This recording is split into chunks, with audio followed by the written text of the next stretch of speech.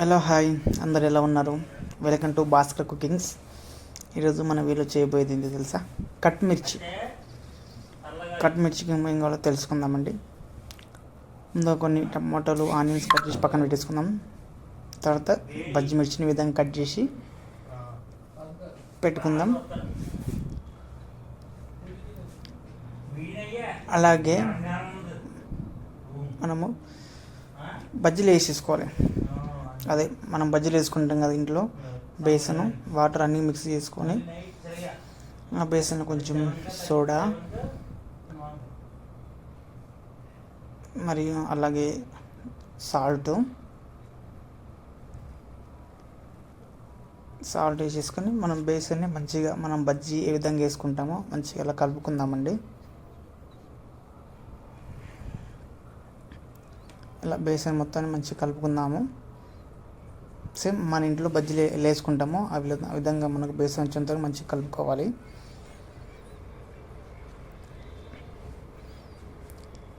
తర్వాత మనకు బేసన్ మంచిగా టైట్ అయిపోయింది కదా, బేసన్ కలుపుకున్న తర్వాత మనం ఫస్ట్ బజ్జీలు వేసేసుకోవాలి. మనకు కట్ మిర్చి కన్నా కర్రీ కదా మనది, మనకు బజ్జీలు ఇంపార్టెంట్. ఇప్పుడు ఇక్కడ బేసన్ కలుపుకున్నాక మనం బజ్జీలని ఆయిల్లో వదులుదామండి. కట్మిర్చి కర్రీ చేద్దాం అన్నట్టు నాకేదో ఇట్లా ఒక ఐడియా వచ్చింది. ట్రై చేద్దాం ఎట్లా ఉందని ట్రై చేశాను నేను కూడా.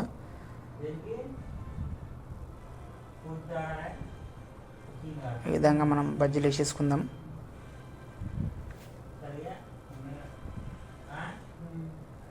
ఇలా బజ్జీలు వేసిన తర్వాత మనము ఒక 5 నుంచి 10 నిమిషాలు మంచిగా ఫ్రై చేసుకుందాం బజ్జీలని. కలర్ మనకు బజ్జీ కలర్ చేంజ్ అవుతుంది కదా, అంతవరకు మంచిగా ఫ్రై చేసుకుందామండి మనం.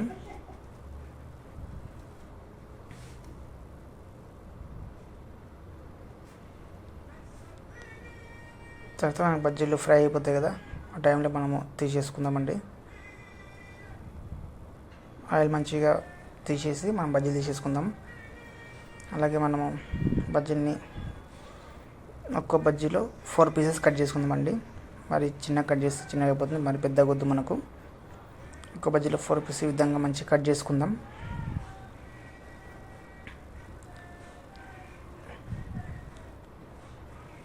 ఇలా మంచిగా కట్ చేసుకొని మళ్ళీ ఈ బజ్జీని మళ్ళీ మనము జార్లో వేసుకొని ఆయిల్లో వేసుకుందాం. మనకు కట్ మిర్చి అంటే ఎలా ఉంటుంది అందరికీ ఐడియా ఉంటుంది. కట్ మిర్చి అంటే మనకి ఎంత టైట్ వస్తుంది, అందుకని మనము బజ్జీ మనకు కట్ మిర్చి టైట్ వచ్చేందుకు మళ్ళీ ఆయిల్లో కొంచెం ఫ్రై చేసుకుందాం. ఇలా విధంగా మంచిగా ఫ్రై చేసుకున్న తర్వాత ఒక 2 మినిట్స్ మళ్ళీ తీసేసుకుందామండి. తీసుకొని ఒక బౌల్లో వేసుకుందాం. బౌల్ వేసుకొని మనం కట్ మిర్చిని కొంతసేపు పక్కన పెట్టేసుకుందాం. అలాగే మనం ఒక గ్యాస్ ఆన్ చేసుకొని గ్యాస్ పైన ఒక ప్యాన్ పెట్టేసుకుంది. ఆ ప్యాన్లో 2 స్పూన్ ఆయిల్ పోసుకుందామండి. ఆయిల్ పోసుకొని కొంచెం లైట్గా జీలకర్ర వేసుకుందాం. జీలకర్ర అయిన తర్వాత కొంచెము గార్లిక్ చిన్న ముక్కలు కట్ చేసుకొని గార్లిక్ వేసుకుందాం. అలా గార్లిక్ వేసుకున్న తర్వాత మంచిగా ఫ్రై చేసుకుందాం. అలాగే గార్లిక్ అయిపోయిన తర్వాత మనము ఆల్రెడీ ముందు కట్ చేసి పెట్టుకున్నాం కదండి, కొన్ని పచ్చిమిర్చి ఎందుకు వేసామంటే మనము కొంచెం స్పైసీ కోసం వేసాం. మనము పచ్చిమిర్చి ఫ్రై అయిన తర్వాత మనం ముందు కట్ చేసి పెట్టుకున్న ఆనియన్స్ వేసుకుందాం.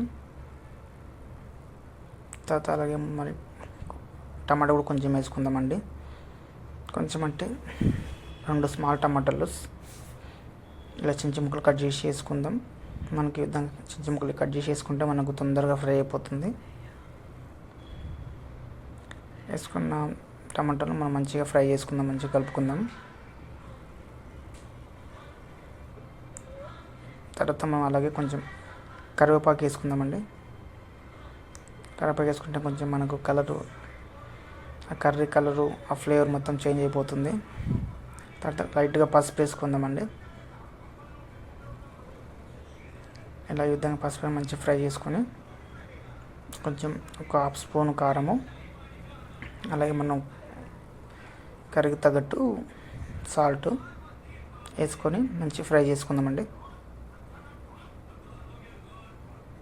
ఇలా మంచిగా కారం ఉప్పు మంచిగా వేసాం కదా, మంచిగా ఫ్రై చేసుకుందాం.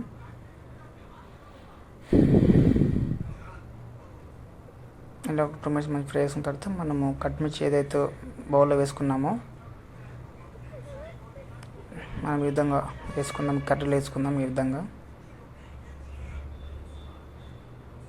కట్మిర్చి మసాలా కర్రీ అనొచ్చు, కట్మిర్చి కర్రీ కూడా అనుకోవచ్చు, కట్మిర్చి మసాలా అనొచ్చు, మన ఇష్టం అది. వేసిన తర్వాత మనము ఈ కట్మిర్చికి మొత్తం కర్రీ మంచిగా అంటే ఆ ఫ్రై టమాటా ఏది ఉందో మంచిగా పట్టేట్టు మంచిగా కలుపుకుందాం. 2 మినిట్స్ ఇలా మంచిగా కలుపుకుంటే మనం ఇలా చేసుకున్న ఈ దాన్ని చపాతీలో కానీ రైస్లో కానీ తింటే మంచిగా ఉంటుంది. మరి కొందరు ఈవినింగ్ స్నాక్స్లో కూడా తింటే కూడా బాగుంటుంది. కట్మిర్చి కర్రీ అండి. ఇలా ఫ్రై అయిన తర్వాత పైన కొంచెం కొత్తిమీర వేసుకొని మనం ఒక వేరే బౌల్ తీసుకొని రైస్లో కానీ చపాతీలో కానీ తింటే ఎంతో బాగుంటుంది. కట్మిర్చి ఫ్రై ఓకే అండి. ఇది మన ఈ వీడియోలో ఏదో కొత్తగా ట్రై చేశానండి, బాగా వచ్చింది. వీడియో నచ్చితే మన ఛానల్ లైక్ చేయండి, షేర్ చేయండి, సబ్స్క్రైబ్ చేసిండి. నెక్స్ట్ ఏ వీడియో కావాలో కామెంట్లో చేయండి, తప్పకుండా చేస్తాను.